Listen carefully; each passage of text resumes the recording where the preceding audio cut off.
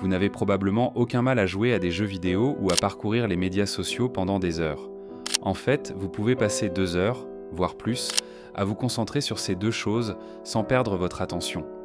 Mais lorsqu'il s'agit de lire un livre ou d'étudier, 10 minutes plus tard, vous vous retrouvez sur Instagram ou TikTok. Vous ne vous rendez même pas compte du temps qui s'est écoulé. Une question simple pour vous.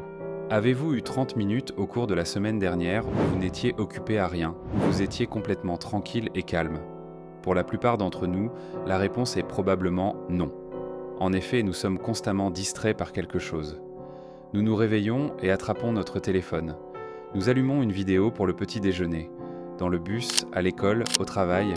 Si nous sommes libres pendant 5 minutes, nous mettons immédiatement la main à la poche. Les plateformes telles que TikTok, Instagram, YouTube Shorts sont conçues pour créer une dépendance. Grâce au système de défilement infini, vous ne savez pas ce qui vous attend à chaque fois, comme dans une machine à sous.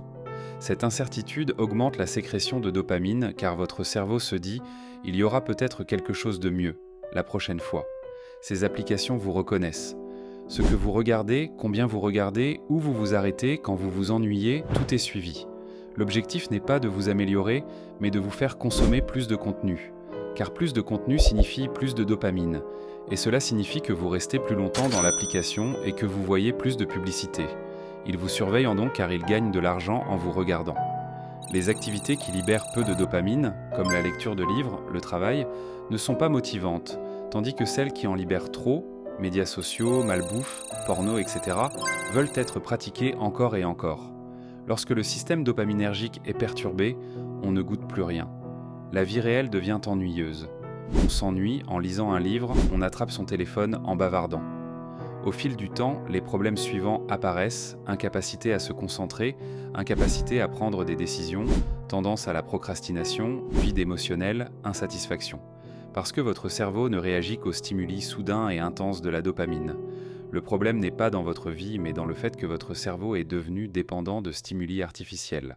La solution, dopamine, détox, vous devez cesser de charger constamment votre cerveau en dopamine. Vous devez laisser les récepteurs se régénérer.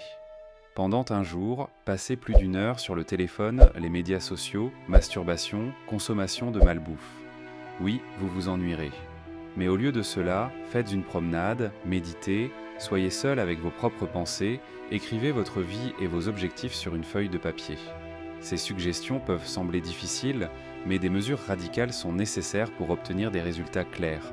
La méthode que j'utilise, passer un court moment sur les médias sociaux en guise de récompense pour avoir accompli une tâche difficile. Point clé, recevoir la récompense à la fin de la journée.